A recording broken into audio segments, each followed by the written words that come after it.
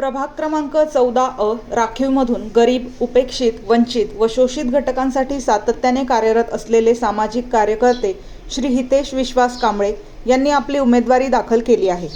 वयाच्या अवघ्या 18व्या वर्षांपासून त्यांनी समाजसेवेचा वसा घेतला असून लहानपणापासूनच सामाजिक प्रश्नांसाठी ते झटत आहेत। त्यांचे वडील विश्वास कांबळे हे देखील निष्काम भावनेने समाजसेवा करणारे ज्येष्ठ सामाजिक कार्यकर्ते आहेत।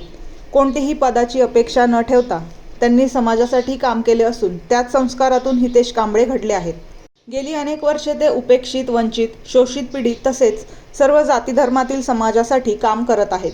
आजही झोपडपट्टीत राहून गरिबांच्या आरोग्य, दवाखाना, शिक्षण तसेच विविध सामाजिक समस्यांसाठी अहोरात्र कार्यरत राहणारे हितेश कांबळे शासकीय स्तरावर पाठपुरावा करून प्रश्न सोडवण्यावर भर देत आहेत।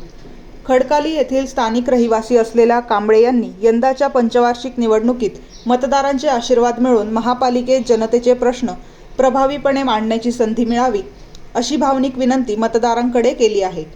उमेदवारी अर्ज दाखल करताना महाराष्ट्राच्या सुप्रसिद्ध पारंपरिक लावणी व तमाशा सम्राज्ञी तसेच समाजसेविका नंदा पुणेकर, प्रभागातील यशश्री वाघमारे, ज्ञानेश्वर वाघमारे, सुनीताताई वाघमारे आदी मान्यवर मोठ्या संख्येने उपस्थित होते।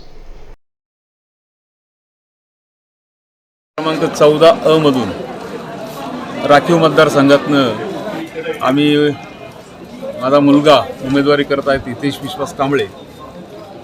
खऱ्या अर्थानं तळागाळातील शोषित, उपेक्षित, वंचित आणि पीडित ह्या नागरिकांसाठी काम करण्याची आमची सामाजिक सेवा या तळागाळातील समाजापर्यंत पोहोचली पाहिजे।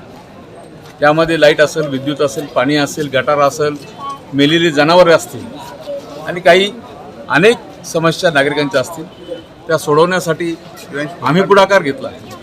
परंतु नागरिकांचे आशीर्वाद जर असले तर नक्कीच आम्हाला सेवा करण्याची संधी मिळेल।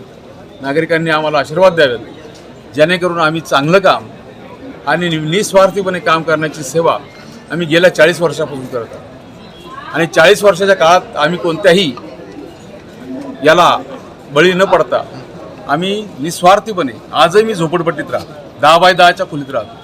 खऱ्या अर्थाने अशा उमेदवाराला जर दिलं तर त्याला जाणीव असेल।